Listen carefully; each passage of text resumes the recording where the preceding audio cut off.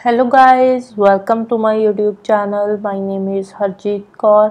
आज हम डिस्कस करेंगे 17 मई के डेली करंट अफेयर क्वेश्चंस। तो अगर आपको इस पर्टिकुलर लेक्चर की पीडीएफ चाहिए तो उसके लिए आप मेरा टेलीग्राम चैनल भी ज्वाइन कर सकते हो, जिसका लिंक आपको नीचे डिस्क्रिप्शन बॉक्स में मिल जाएगा। तो शुरू करते हैं। सबसे पहले देखते हैं इम्पोर्टेंट डेज। 17 मई को आता है वर्ल्ड टेलीकम्युनिकेशन डे। कौन सा? वर्ल्ड टेलीकम्युनिकेशन डे आता है 17 मई को। अब इसी दिन 17 मई 1865 को इंटरनेशनल टेलीकम्युनिकेशन यूनियन को फाउंड किया गया था। इंटरनेशनल टेलीकम्युनिकेशन यूनियन को फाउंड किया गया था और पहली इंडियन टेलीग्राफ कन्वेंशन भी साइन हुई थी 17 मई को। इसीलिए 17 मई को हम सेलिब्रेट करते हैं वर्ल्ड टेलीकम्युनिकेशन डे, राइट। देखो 17 मई आता है, इसमें 7 आता है, तो 7 को हम ऐसे लिखते हैं टेलीकम्युनिकेशन, और टी को भी ऐसे लिखा जाता है। तो टी और 7 को आप कोरिलेट कर सकते हो, राइट। थीम क्या है? थीम है digital innovation for sustainable development. Digital innovation for sustainable development. एक और इम्पॉर्टेंट डे आता है 17 मई को, which is world hypertension day. Hypertension क्या होता है? जो हाई बीपी की प्रॉब्लम होती है। हाई बीपी की जो प्रॉब्लम होती है उसको बोलते हैं हाइपरटेंशन। तो 17 मई को हम सेलिब्रेट करते हैं वर्ल्ड हाइपरटेंशन डे।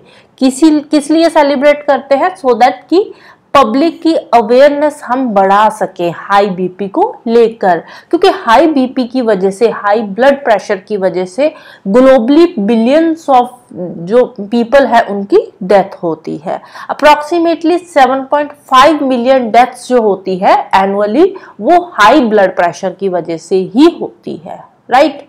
तो इसीलिए 17 मई को आता है वर्ल्ड हाइपरटेंशन डे। तो थीम क्या है इस साल का? थीम है major your blood pressure accurately, control it, live longer, right. Blood pressure को एक्यूरेटली मेजर करना है, उसको कंट्रोल करना है और लंबी जिंदगी जीनी है, राइट। नेक्स्ट चलते हैं क्वेश्चंस पे। फर्स्ट क्वेश्चन है Surjit Patar who passed away recently is related to which field? Surjit Patar famous Punjabi poet थे। कौन थे? फेमस पंजाबी पोएट थे जिनकी रिसेंटली डेथ हो चुकी है, राइट।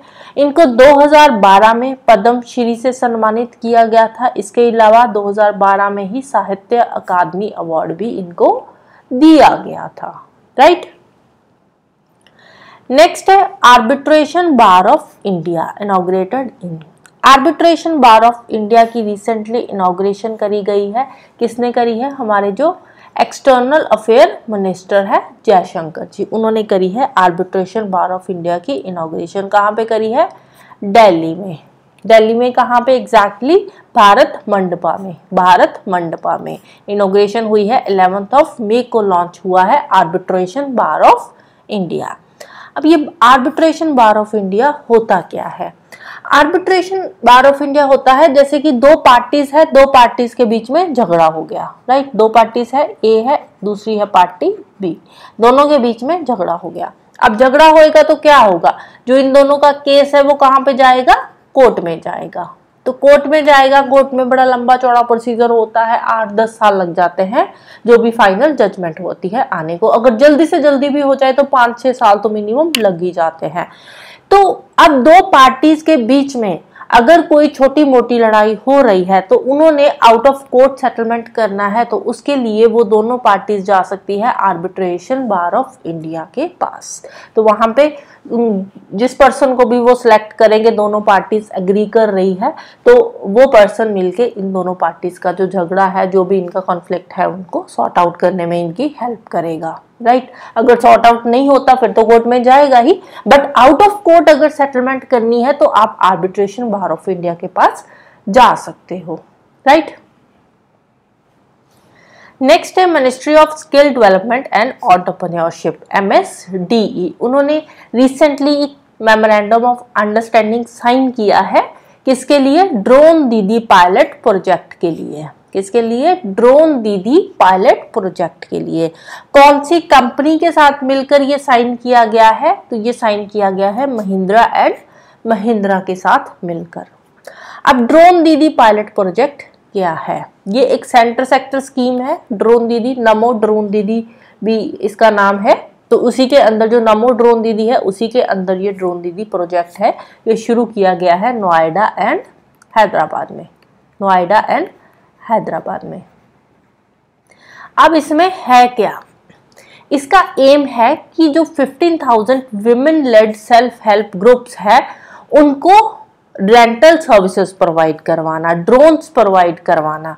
ड्रोन्स प्रोवाइड करवाए जाएंगे सेल्फ हेल्प ग्रुप्स को, राइट। सेल्फ हेल्प ग्रुप्स को ड्रोन प्रोवाइड करवाए जाएंगे और ये आगे ड्रोन्स देंगी जो फार्मर्स है, जो फीमेल फार्मर्स है उनको देंगी एग्रीकल्चरल पर्पस के लिए, जैसे कि फर्टिलाइजर्स का स्प्रे करना है, पेस्टिसाइड्स का स्प्रे करना है, या किसी भी लैंड को प्रॉपर्ली चेकअप करना है, तो उसके लिए ड्रोन्स जो है वो प्रोवाइड किए जाएंगे फीमेल फार्मर्स को। कौन प्रोवाइड करवाएगा? Self help groups. और सेल्फ हेल्प ग्रुप्स को ये ड्रोन्स दिए जाएंगे अंडर ड्रोन दीदी प्रोजेक्ट, राइट। और इसके लिए ये जो ड्रोन दीदी प्रोजेक्ट है, इसके लिए 80% तक की सब्सिडी इनको दी जाएगी। मिनिमम 8 लाख तक की सब्सिडी जो है वो प्रोवाइड की जाएगी वुमेन सेल्फ हेल्प ग्रुप्स को for the purchase of drones, right.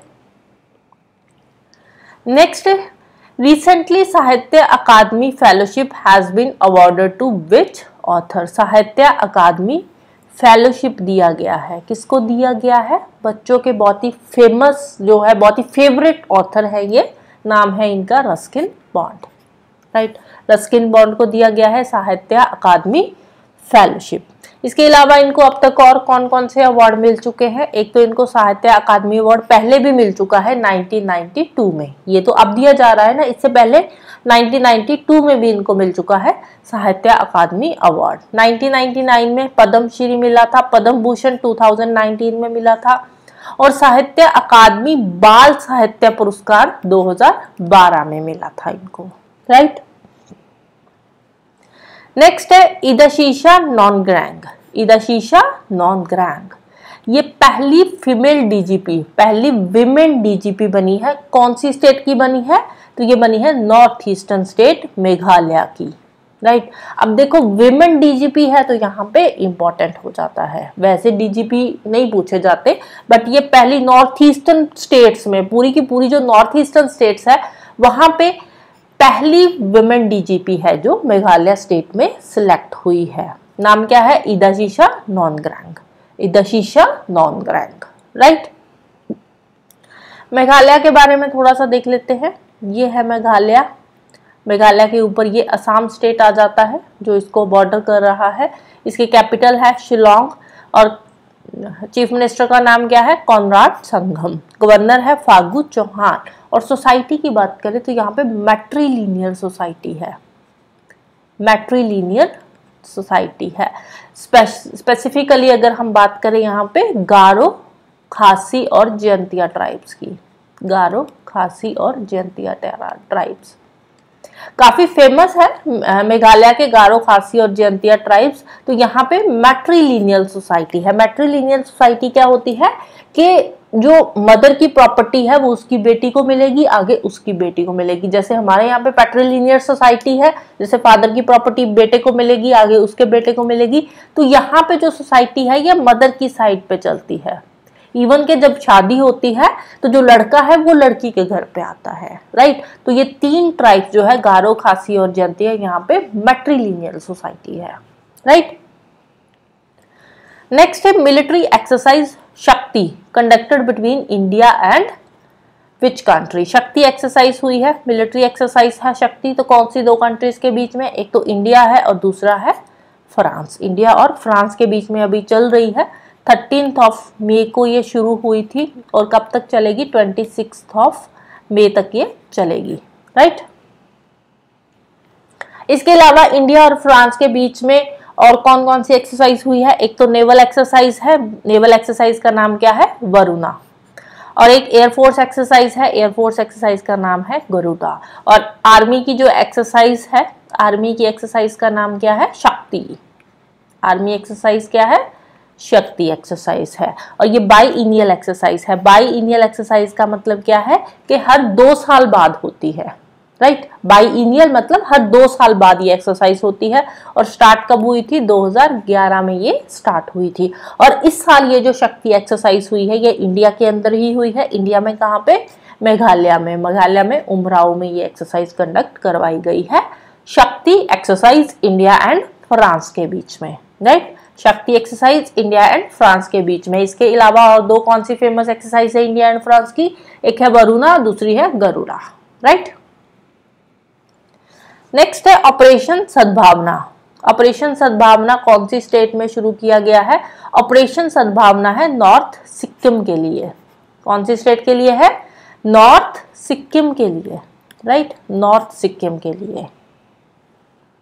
अब नॉर्थ सिक्किम का जो रिमोट कम्युनिटीज वाला एरिया है वहां पे ये ऑपरेशन सद्भावना शुरू किया है। हमारी इंडियन आर्मी ने ये शुरू किया है। वहां पे क्या होता है? ग्लेशियर लेक आउटबर्स्ट फ्लड्स आते हैं। ग्लेशियर लेक आउटबर्स्ट फ्लड्स ये क्या होते हैं? जब ग्लेशियर की बर्फ पिघलती है तो लेक्स में आती है। जैसे यहाँ पे कोई भी ग्लेशियर है, जब ये मेल्ट होगा तो यहाँ पे नीचे कोई ना कोई लेक होगी, तो ये ग्लेशियर मेल्ट होकर इसका पानी कहाँ पे आएगा? इस लेक में आएगा।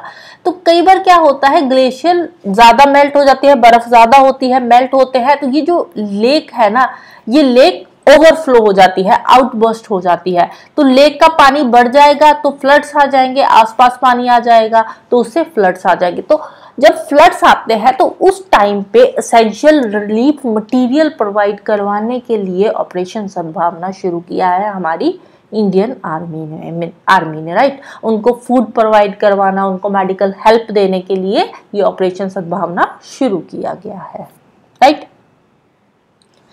नेक्स्ट है मिलिट्री लीडर मोहम्मद इदरीस देबी।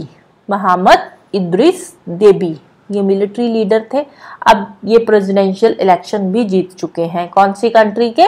चैड के। कौन सी कंट्री से है? चैड से है, राइट। मिलिट्री लीडर थे ये पहले, अब ये प्रेसिडेंशियल इलेक्शन भी जीत चुके हैं। नाम क्या है? मोहम्मद इदरीस देबी। मोहम्मद इदरीस देबी नाम याद रखना है, राइट। चैड की बात आई है तो देख लेते हैं। अफ्रीकन कंट्री है चैड। कैपिटल क्या है इसकी? ना जमेना। ना जमेना। चैड की कैपिटल क्या है? ना जमेना, राइट। कौन कौन सी कंट्रीज बॉर्डर कर रही है? Libya, Sudan, Central African Republic, इसके अलावा कैमरून आ गया, नाइजीरिया एंड नाइजर। टोटल कितनी कंट्रीज है? First Libya, second Sudan, third आ जाएगा सेंट्रल अफ्रीकन रिपब्लिक, फोर्थ है कैमरून, फिफ्थ है नाइजीरिया एंड सिक्स्थ है नाइजर। तो टोटल 6 कंट्रीज है जो चैड को बॉर्डर कर रही है, राइट।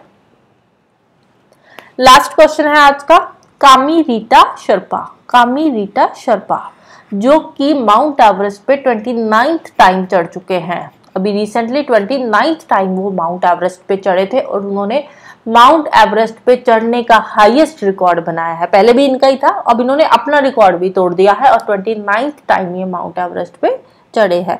तो कौन सी कंट्री के ये है? माउंट एवरेस्ट कौन सी कंट्री में है? माउंट एवरेस्ट है नेपाल में। तो ये कौन सी कंट्री के हैं? कामीरीटा शेर्पा ये भी नेपाल के ही है, राइट। तो 29th टाइम ये माउंट एवरेस्ट पे चढ़े हैं, इन्होंने अपना रिकॉर्ड ही फिर से तोड़ दिया है, right. So that's all for today. तो जाने से पहले वीडियो को लाइक कर देना, शेयर कर देना और चैनल को सब्सक्राइब कर लेना। Thank you, bye bye and have a nice day.